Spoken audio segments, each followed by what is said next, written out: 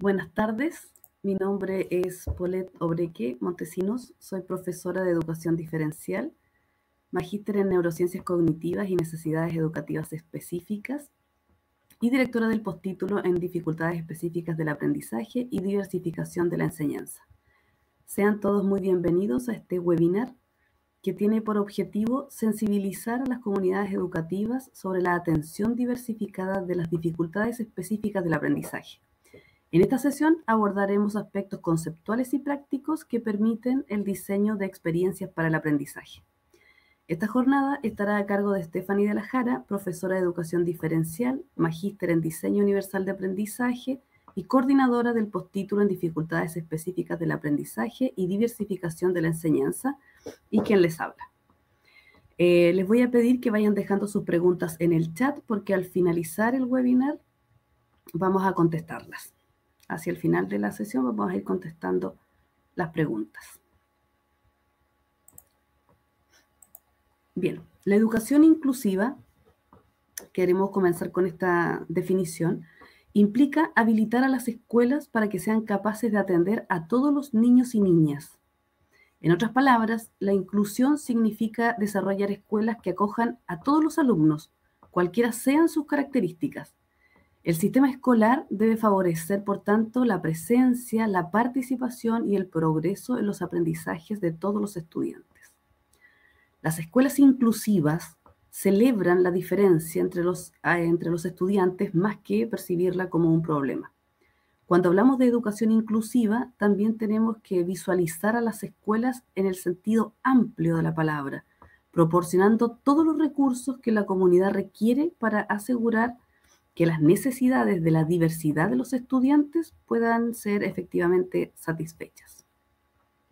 AIMSCO, el año 2003, identifica 4 elementos que se encuentran recurrentemente en las definiciones de educación inclusiva y que tenemos que considerar en nuestra gestión pedagógica también. Por una parte, la inclusión es un proceso, ¿ya?, que implica una búsqueda interminable de responder a la diversidad. Por otra parte, se centra en la identificación y la eliminación de barreras, y allí es donde nosotros como profesionales de la educación tenemos mucho que decir, ¿verdad? Cuando favorecemos una educación inclusiva, tenemos que identificar y eliminar las barreras. Además, dentro de las definiciones de los distintos autores, existe consenso en la idea en que la educación inclusiva es asistencia, participación y rendimiento o progreso en los aprendizajes de todos los estudiantes. Además, pone atención especial en aquellos grupos de estudiantes en peligro de ser marginados, ¿ya? La educación inclusiva, por tanto, va mucho más allá de atender a la discapacidad.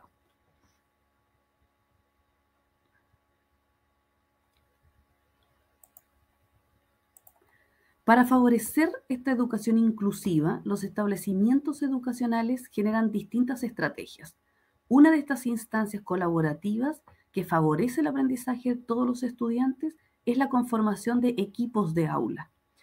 Estos se definen como equipos interdisciplinarios compuestos por docentes de aula, docentes especialistas, profesionales asistentes de la educación y otros que entregan apoyos en el espacio del aula, ¿ya?, con el objetivo, con la finalidad común de mejorar la calidad de la enseñanza y de los aprendizajes en este marco de valorar la diversidad y respetar las diferencias individuales de las y los estudiantes, ¿ya? Los equipos de aula, por lo tanto, se ven beneficiados cuando trabajan en equipo. Una de las características importantes de los equipos de aula es realizar trabajo colaborativo, entendiendo que esta es una de las principales herramientas para mejorar la calidad de los aprendizajes de todos los estudiantes, especialmente de aquellos que presentan necesidades educativas especiales, ¿ya? Los equipos de aula deben tener características específicas, tales como apertura al trabajo en equipo, valorar la diversidad, ser capaz de dar respuesta a la diversidad, comprometerse con el aprendizaje de todos los estudiantes. Esas son algunas de las características que debe tener el equipo de aula. El equipo de aula, por lo tanto, debe conocer cuál es la respuesta educativa efectiva para el grupo de estudiantes con el que trabaja. Por lo tanto, conocer sobre dificultades específicas del aprendizaje, por ejemplo, es fundamental para todos los componentes del equipo de aula y no solo para el profesor especialista. En términos prácticos, las funciones del equipo de aula, primero, tienen que ver con diseñar la respuesta educativa y de acceso al currículum correspondiente al nivel para la diversidad de todos los estudiantes, aplicando planes de clase y evaluación de los aprendizajes, y de este modo conseguir que todos los estudiantes participen, aprendan y se sientan valorados, ¿ya? También ahí hacemos este guiño con la definición de la educación inclusiva. Aquí pensamos principalmente nuestro foco, ¿verdad?, está centrado sobre todo en aquellos que presentan necesidades educativas especiales. Por otro lado, una segunda función del equipo de aula tiene relación con la elaboración del plan de apoyo individual del estudiante con necesidades educativas especiales. Esto se realiza luego de una evaluación diagnóstica integral e interdisciplinaria para definir planes de apoyo o adecuaciones curriculares para aquellos estudiantes que lo requieran. Una tercera función del equipo de aula es el diseño de la evaluación y el registro de los aprendizajes para estudiantes con necesidades educativas especiales transitorias y permanentes. Ahora bien, las dificultades específicas del aprendizaje, las DEA, son trastornos de origen neurobiológico que, de acuerdo a manuales internacionales como el DSM-5 o el CIE-10, se las ha clasificado en 3 grupos: dificultades específicas de la lectura, de la escritura y del cálculo, que engloban la dislexia, la disgrafía, la disortografía, la discalculia. En el marco del decreto 170 del año 2009, el Ministerio de Educación chileno define las dificultades específicas del aprendizaje a una dificultad severa o significativamente mayor a la que presenta la generalidad de estudiantes de la misma edad para aprender a leer y escribir o aprender matemáticas. Las dificultades específicas del aprendizaje se caracterizan por un desnivel entre capacidad y rendimiento, por estar delimitadas a áreas específicas como lectura, escritura y matemática, y por ser reiterativos y crónicos, pudiendo presentarse tanto a nivel de educación básica como de educación media. Para efectos de este reglamento, las dificultades específicas del aprendizaje se clasifican en dificultades específicas del aprendizaje de la lectura, dificultades específicas de la lectura y escritura, dificultades específicas del aprendizaje de las matemáticas. En torno a las dificultades específicas de la lectura, estas se presentan cuando afectan la capacidad de la comprensión lectora, el reconocimiento de palabras leídas, la capacidad de leer en voz alta y el rendimiento en actividades que requieren leer. Se manifiesta a través de la lectura oral lenta, con omisiones, distorsiones y sustituciones de las palabras, correcciones o bloqueos. Las dificultades específicas de la lectura y escritura se producen cuando un estudiante con dificultades de lectura presenta además dificultades de escritura o de ortografía, tales como omisión de letras, sílabas, palabras, confusión de letras con sonidos semejantes, inversión o transposición del orden de las sílabas, inversión de palabras, unión y separación indebida de sílabas, palabras o letras. Perdón. Y todo esto también se ve reflejado en la producción de textos de baja calidad o utilización de oraciones más cortas y con mayor número de errores gramaticales. Finalmente, las dificultades específicas del aprendizaje de las matemáticas son aquellas que no se explican por una discapacidad intelectual o una escolaridad inadecuada. Esta dificultad afecta al aprendizaje de los conocimientos aritméticos básicos, como la adición, la sustracción, la multiplicación y división, el concepto de número o la resolución de problemas prenuméricos, más que relacionados con conocimientos matemáticos más abstractos. Bien, esta primera parte más bien conceptual lo que busca es poner o plantearles a ustedes la necesidad de conocer las dificultades específicas de aprendizaje y cómo éstas se pueden abordar en el aula regular, en la escuela regular, para favorecer la educación inclusiva utilizando la metodología del trabajo colaborativo establecida en los equipos de aula. Bien, a continuación voy a dejar con ustedes a Stephanie de la Jara, quien va a presentar 2 estrategias específicas que se pueden utilizar en el contexto del aula regular, favoreciendo el trabajo colaborativo de los equipos de aula. Muchas gracias, Paulette. Bueno, agradecer la convocatoria y entiendo que aquí hay una variedad grande de profesionales. Tenemos personas que están en proceso de formación profesional también, algunos padres apoderados.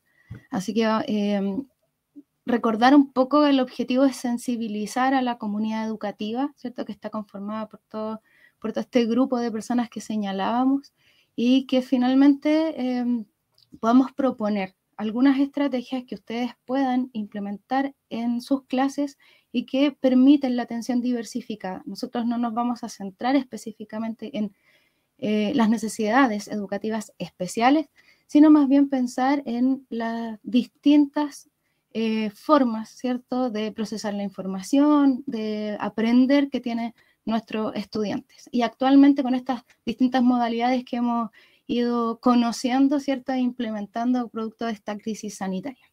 Bien, comenzamos entonces en una primera instancia con esta estrategia que hemos denominado dosificar la información. Como ustedes pudieron leer en la promoción de este webinar, tenemos como base la utilización del diseño universal de aprendizaje. Y uno de los principios del DUA tiene relación con la presentación de la información. Entonces, nos vamos a centrar específicamente en dosificar la información que presentamos y que incluimos en nuestras clases. Bien, bajo la lógica de estas estrategias que tienen como base la manipulación de la información, porque las 2 estrategias que vamos a ver tienen que ver primero con la presentación y luego con la recuperación de la información, tienen o entienden que el aprendizaje es una transferencia, ¿cierto?, de la memoria a corto plazo a la memoria a largo plazo. Se afianza o se puede hablar de aprendizaje cuando tenemos la posibilidad de recuperar esa información y que nuestra memoria de trabajo la utilice mientras la necesitamos, pero finalmente que esté disponible siempre allí. Entonces esa es la base para las 2 estrategias que vamos a revisar. ¿Bien? En segunda instancia, cuando nosotros tenemos que seleccionar o dosificar la información que vamos a incluir, por ejemplo, en esta presentación, tenemos que considerar que todo contenido tiene un grado de dificultad inherente, dependiendo de la disciplina que se esté abordando o dependiendo de la didáctica que permita, ¿cierto?, realizar este proceso de transposición didáctica para que se logre el aprendizaje. Entonces, este grado de dificultad siempre va a estar presente en cualquier contenido que nosotros queramos abordar en clase. Ese grado de dificultad es necesario, por tanto nosotros no tenemos que pensar, tenemos que pensar en que siempre debe ser un desafío cognitivo aquello que yo estoy planteando como actividad, ¿bien? Ahora, debemos alejarnos de esta idea subjetiva de lo que puede ser fácil o no, desde nuestra percepción, porque nosotros somos las personas especialistas, entendiendo que somos profesoras, profesores o las personas que se están formando profesionalmente y que están presentes en este webinar. Entonces, la dificultad que es inherente a este contenido debe ser modificado, ¿cierto?, mediado por quienes entregamos esta información y debe ser manipulable por los estudiantes. Eso es como la base para la selección de la información que yo voy a incluir en una clase. Y el segundo criterio tiene que ver con la complejidad del contenido. Entonces nosotros en este esquema hemos incluido 2 aspectos. Si usted considera que la información que va a presentar es simple desde la estructura o es conocida por la audiencia, por los estudiantes, lo que yo debo hacer es aumentar gradualmente la complejidad en la manipulación de esta información. ¿Sí? Progresivamente el desafío cognitivo tiene que ser mayor y debe propender a la independencia. Es decir, mi mediación se va a ir retirando, ¿cierto? El acompañamiento se va a ir retirando en la medida que yo vea que efectivamente se van afianzando los contenidos que estoy trabajando. Pero también puede suceder que esta información sea nueva o su estructura sea más compleja. Entonces, tengo que presentarla en pequeñas cantidades y por periodos cortos, porque debo reconocer la capacidad o el recurso atencional que tiene mi estudiantado, ¿ya? Y aquí es de vital importancia que ustedes conozcan tanto las características como las necesidades de sus estudiantes. Y nos tomamos de lo que nos explicaba Paulette anteriormente, cuán importante es que todo el equipo de aula participe en la implementación de las estrategias y en el levantamiento de información que permita tomar estas decisiones. Cuando yo abordo este contenido, mis estudiantes necesitan aumentar el grado de complejidad o debo trabajar con estas pequeñas cantidades y dosificar, ¿cierto?, la información que voy a presentar. Bien. También es importante que consideremos cómo es el formato con el que presentamos la información, el diseño.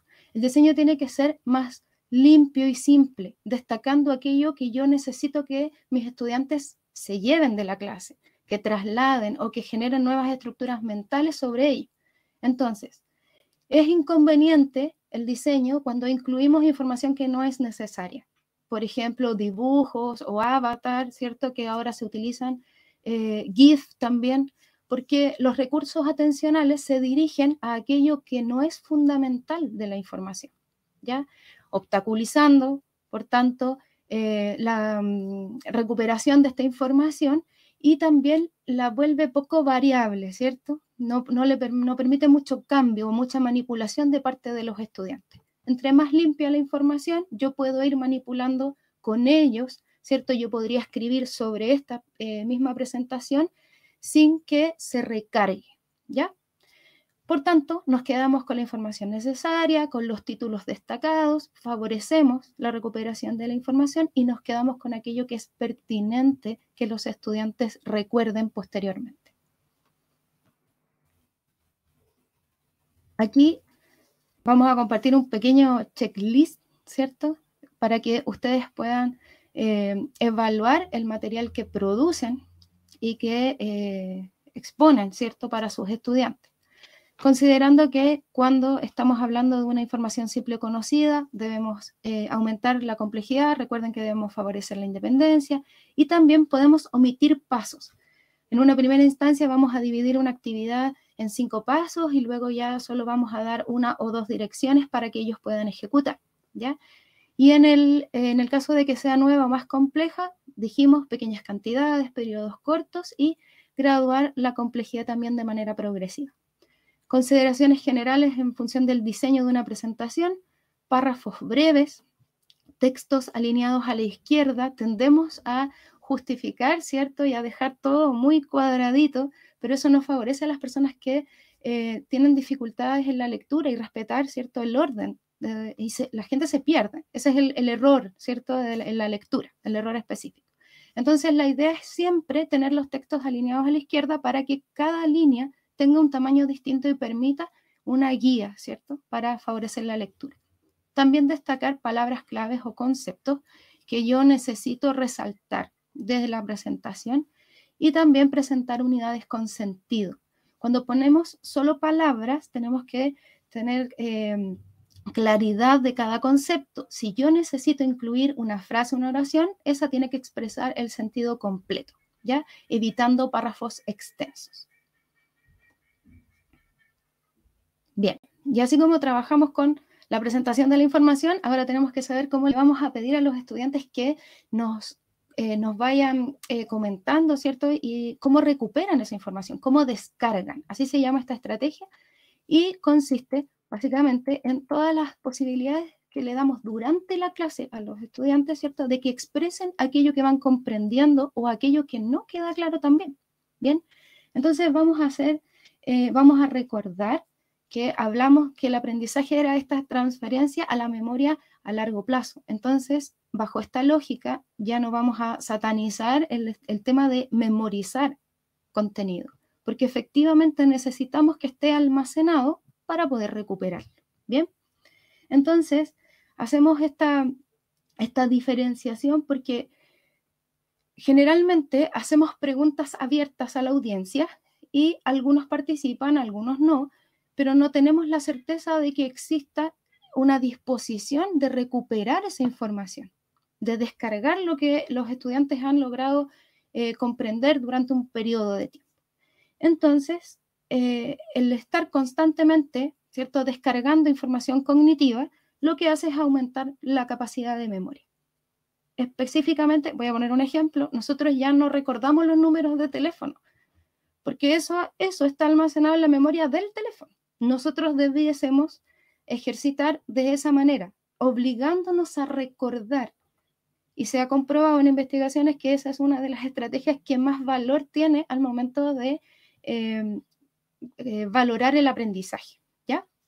Entonces, cuando yo logro descargar información con más, en distintos momentos de la clase, tengo menos posibilidades de olvidar aquello que estoy hablando. Eso es básicamente lo que nos propone esta estrategia. Y también el descargar información desde la memoria hace que el aprendizaje sea evidente. Como hablábamos anteriormente del diseño universal de aprendizaje, existe un principio que habla de la acción y la expresión. ¿Cuántas posibilidades tienen durante la clase nuestros estudiantes de comunicar aquello que van comprendiendo? ¿Ya? El hecho de que puedan descargar la información también nos va a dar cuenta de aquellos vacíos, ¿cierto? Ellos van a estructurar una respuesta que puede ser oral o puede ser escrita, y nosotros nos vamos a dar cuenta de qué es lo que está instalado de manera incorrecta, ¿cierto? O dónde están los vacíos, cuando faltan conectores, ¿cierto?, entre los contenidos que estamos trabajando, ¿ya? Así que hay algunas actividades que generalmente se hacen en clases, como la lluvia de ideas, pero nosotros les recomendamos que quede un registro, que los estudiantes efectivamente plasmen en algún lugar aquello que recuperan, para que podamos revisar que la estructura de esta información esté correcta, y si no, hacer un proceso metacognitivo con ellos para que puedan reconocer tanto errores como los vacíos. También es importante que esto se dé dentro de un ambiente seguro, que yo me pueda equivocar y que finalmente no pase absolutamente nada, porque alguien va a complementar lo que yo estoy diciendo o le va a dar una nueva estructura al discurso, etc. Bien, así que a favorecer también un ambiente que permita generar una cultura del error. También es importante que cuando ocupemos la descarga de la información no nos confundamos en que estamos evaluando, ¿ya? Porque esto es una estrategia para el aprendizaje, no es una estrategia para medir o cuantificar el aprendizaje, ¿ya? Los estudiantes deben saber que pueden participar sin ser calificados. Solo están comentando aquello que van comprendiendo o las dudas que se van presentando, ¿ya? Generalmente les pedimos que recuperen la información en las pruebas, ¿cierto? Describa tal cosa o relacione tal información. Y ese es el único momento en el que ellos tienen que recuperar todo lo que han aprendido, lo que han escuchado en clase. Entonces, la idea es incluirlo en cada una de sus clases en los distintos pasos o momentos en los cuales se estructure. ¿Bien? La idea es no permitir que se queden en silencio, ¿cierto? Cada pregunta, cada ejemplo, cada instancia de interacción social debe recoger información, ¿sí? ¿Por qué? Por estos dos conceptos que están aquí. Primero, el descargar información nos permite ajustar nuestra práctica pedagógica. La retroalimentación no es solo para los estudiantes, la retroalimentación es para nosotros también, y tomar decisiones pedagógicas en función de aquello. Y cada vez que los estudiantes hacen una descarga de información, tiene que existir una retroalimentación de nuestra parte. Nosotros hacemos esta lluvia de ideas, por ejemplo, o un folio giratorio, que es otra técnica asociada, y debe existir una instancia para que yo revise, ¿cierto? Y que efectivamente comunique qué es lo más cercano a lo esperado, ¿sí? ¿Qué aspectos están correctos? ¿Qué aspectos hay que modificar para acompañar el proceso de metacognición, para retroalimentar y para retroalimentarnos nosotros también con aquello que efectivamente se va afianzando y aprendiendo? Por último, queremos recomendarle algunas técnicas que nosotros sabemos que se ocupan comúnmente. Tenemos estos tickets de salida, de entrada, que los estudiantes deben plasmar aquello que recuerdan de la clase anterior o aquello que vieron en la clase que se está dando. También existen algunas tarjetas por ejemplo, con colores, ¿cierto? Para responder a las alternativas que están representadas en colores.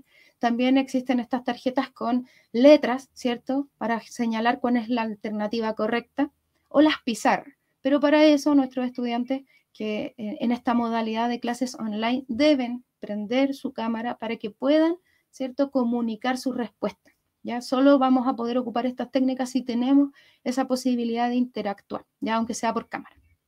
Y algunas prácticas pedagógicas, incluir en cada clase esta descarga oral o escrita, o también puede haber una diagramación libre, que lo esquematicen, como ellos lo entienden, como ellos creen que están relacionados los conceptos, y a partir de eso empezar a construir estructuras mentales, ¿cierto?, que sean más acorde a lo que nosotros esperamos de ellos. Y para eso, instalar un sistema de participación que asegure que todos intervengan en clase. Eso es de vital importancia. Bien, este sistema de participación, existen muchas plataformas, por ejemplo, el tema de los sorteos o de las ruletas para ver quién participa en determinado momento, pero tiene que estar direccionado. La pregunta que yo escojo para esa clase tiene un valor y tiene una utilidad, y espero que la respondan 5 personas. Probablemente cuando pida un ejemplo o dé otro ejemplo voy a pedir la participación de otras 5 personas, pero eso tiene que, cada clase tiene que permitir que al menos en una instancia todos los estudiantes puedan participar. Bien, también existen sistemas de participación asociados a los sorteos de colores o algunos que se llaman escaneo, ¿cierto? Que al levantar toda su respuesta yo puedo mirar efectivamente que todos responden al mismo tiempo y quiénes son los que necesitan a lo mejor de más atención de mi parte o de la modificación de alguna de las estrategias que he seleccionado porque no tienen el impacto que yo esperaba. Bien. Al igual que con la estrategia anterior, vamos a hacer este pequeño checklist, recordar que tenemos que crear esta cultura del error, vamos a conversar y vamos a ver qué es lo que estamos aprendiendo o cómo lo estamos aprendiendo sin que haya una evaluación de por medio.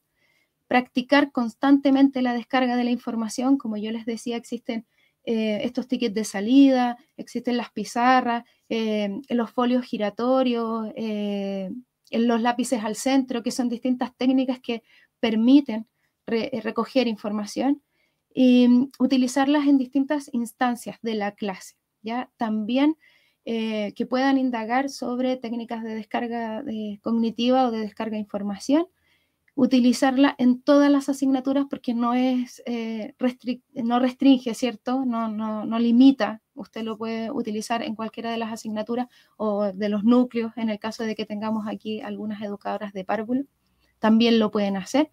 Retroalimentar constantemente y favorecer la metacognición de nuestros estudiantes y seleccionar, preparar antes siempre los ejemplos que voy a usar y también las preguntas que voy a utilizar.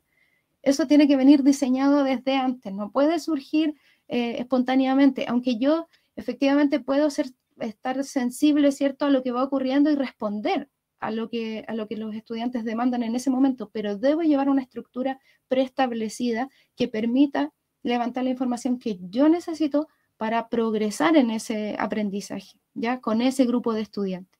También estos ejemplos y estas preguntas tienen que generar un desafío cognitivo. Recuerden que la idea es que desafiemos a los estudiantes a que recuperen la información, que hagan esta descarga para que no se genere el olvido, ¿ya? Eso, creo que sí. Bien. Esperamos que esta información los haya orientado un poco. Quedamos atentas a lo que puedan comentar en el chat. Si tienen alguna duda, consulta, lo pueden hacer en estos momentos.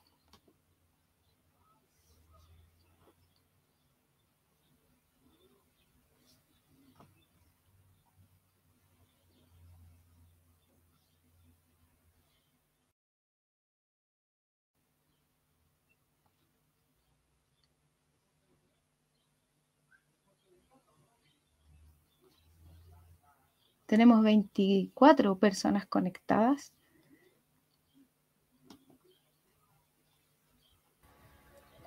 Tal como dijimos en la presentación, no hay que generar la instancia del silencio. Así que algún comentario, duda, consulta, aclaración que requieran, este es el momento para aquello.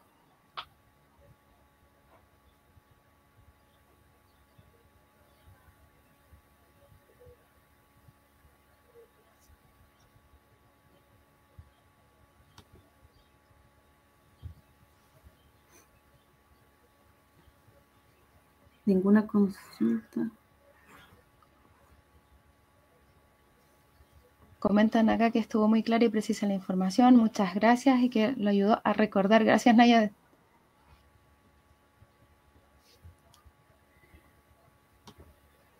Marlene, la estrategia se llama descarga de información, ¿ya? Y las técnicas tienen que ver con estos tickets de salida, tickets de entrada, por ejemplo, la utilización de tarjetas, como decíamos.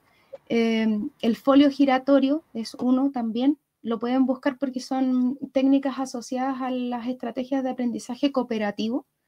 Lápices al centro también es otra. El 421 también es otra forma que lo pueden buscar, ¿cierto? Como técnicas, ¿ya? Porque la estrategia en sí, este marco, ¿ya? Es de descarga de información. La idea es buscar técnicas para la descarga de información, como esas que señalamos ahora. A ti por la pregunta.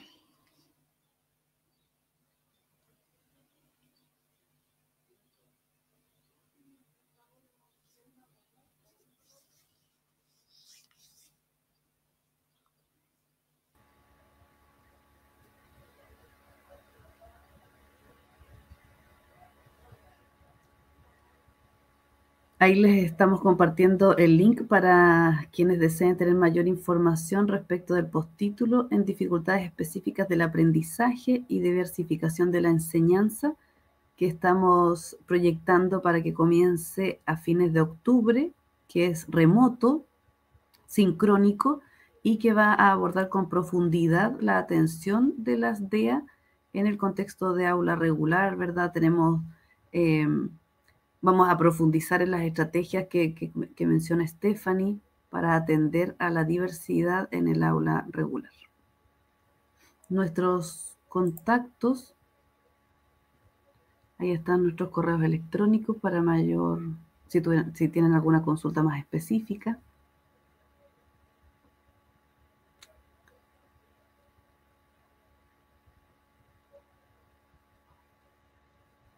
Un poco la presentación, pero es @uss.cl. Nombre, punto, apellido, @uss.cl.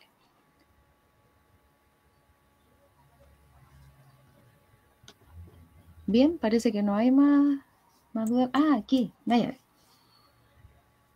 ¿Qué habrá que considerar para elegir las preguntas durante la clase?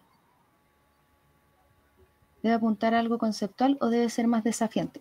Bueno, nosotros sabemos que todos los contenidos, ¿sí? Los contenidos están compuestos por esta triada que es el ámbito conceptual, procedimental y actitudinal. Bien, siempre tenemos que verlo como una estructura completa, porque no es solo información. Yo utilizo esa información para desarrollar habilidades. Eso es lo más importante que debemos recordar. Entonces, cuando yo incluyo una pregunta, utilizo ese contenido conceptual para verificar el logro de una habilidad. Me explico. Puedo hacer una pregunta que me permita verificar si la persona es capaz de analizar, si es capaz de discriminar, si compara conceptos. Utilizo el concepto como medio, pero apunto finalmente al desarrollo de una habilidad. Por eso se habla de un desafío cognitivo, porque podemos empezar con ejemplos y con preguntas que hagan alusión a habilidades que son de orden inferior, que tengan que ver solo con el conocimiento o con la comprensión, hasta llegar a aquellos que son de análisis o de síntesis, que son habilidades superiores. Nayade, tú me dices si me expliqué o necesitas más complemento.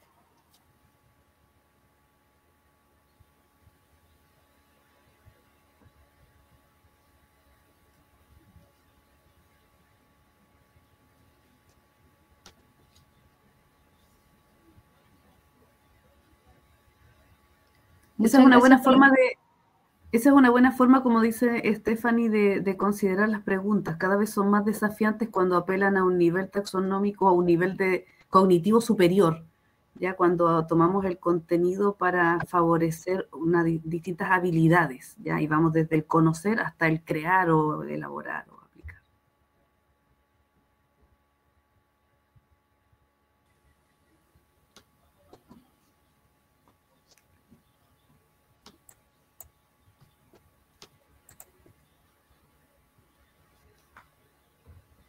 Gracias, Brenda, gracias a usted por participar.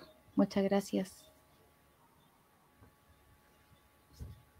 Es importante también que este tipo de conceptos o lo que hemos abordado hoy día también forme parte de la conversación que tienen los equipos de aula. Entre profesores diferenciales hablamos, ¿verdad?, sobre lo importante que es la diversificación, pero tenemos que empujar al equipo de aula que también sintonice en este mismo sentido, que ellos sean capaces de conocer distintas técnicas, que sean conscientes de las decisiones que se toman cuando trabajo colaborativamente como equipo. Así que también la invitación, Brenda, es a animar al equipo de aula a que conozca este tipo de propuestas de trabajo.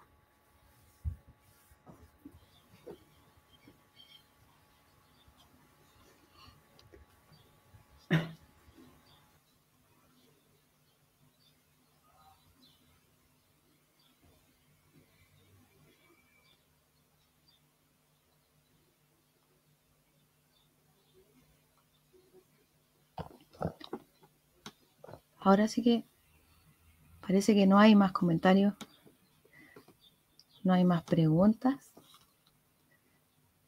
Aquí, ¿es obligatorio para una institución? No alcanzo a leer completo, Paulette, si me puedes ayudar. Dice, eso es obligatorio para una institución educativa tener equipos de aula. Bueno, no es obligatorio porque no es desde lo punitivo, no, ¿verdad? Lo que sí es necesario establecer equipos de aula para mejorar la calidad del proceso de enseñanza y de aprendizaje. La invitación es que las escuelas, bajo la lógica de educación inclusiva, sean capaces de generar equipos de aula con profesionales de distintas áreas para favorecer el aprendizaje de todos los estudiantes, sobre todo de los que presentan necesidades educativas especiales. Un colegio que se declara inclusivo debiera considerar establecer equipos de aula como una estrategia que favorece el proceso de aprendizaje y de enseñanza del grupo completo. Bueno, debería ser muy necesario. Es importante señalar también que existen distintos dispositivos desde el Ministerio de Educación. Por ejemplo, la implementación de los planes de mejoramiento educativo permiten, ¿cierto?, incluir profesionales de distintas áreas que permitan generar finalmente calidad en la educación. Ese es el fin de incluir equipos multidisciplinarios en los centros educativos. Entonces, una forma de hacerlo es a través del programa de integración escolar, ¿cierto?, que los colegios deben adscribirse a esta estrategia porque el Ministerio la plantea como una estrategia para abordar y responder a las necesidades educativas especiales. Y también existen los planes de mejoramiento educativo que finalmente es una subvención extra, ya, o que se materializa en una subvención extra, ¿cierto?, porque existe una planificación a 4 años por parte de los establecimientos y que permite destinar esos recursos para generar más calidad. Ese es el tema. Ahí el criterio es incrementar la calidad en la educación que para todos. Esa es la consigna. Pero cada establecimiento es libre de adscribirse por ejemplo, a formar parte de un programa de integración escolar.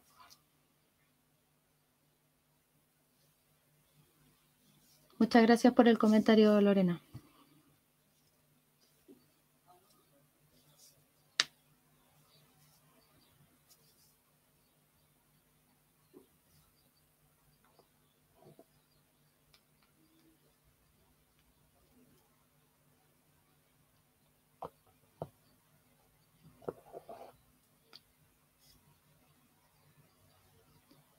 Esperamos unos últimos minutitos a ver si alguien tiene alguna duda o comentario.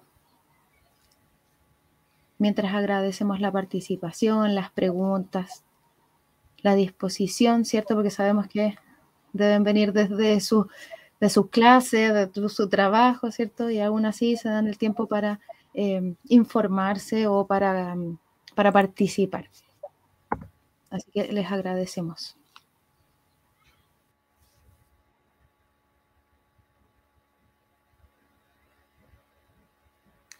Sí, yo creo que para cumplir con los tiempos que teníamos estipulados, tal como dice Stephanie, les agradezco la participación también, les agradecemos que nos escucharan, que pudiéramos tener esta breve conversación al finalizar la sesión. Y bueno, ahí están nuestros correos para cualquier duda o consulta que puedan tener y espero que nos veamos en alguna otra ocasión. Así que por mi parte, muchas gracias y nos vemos pronto. Adiós.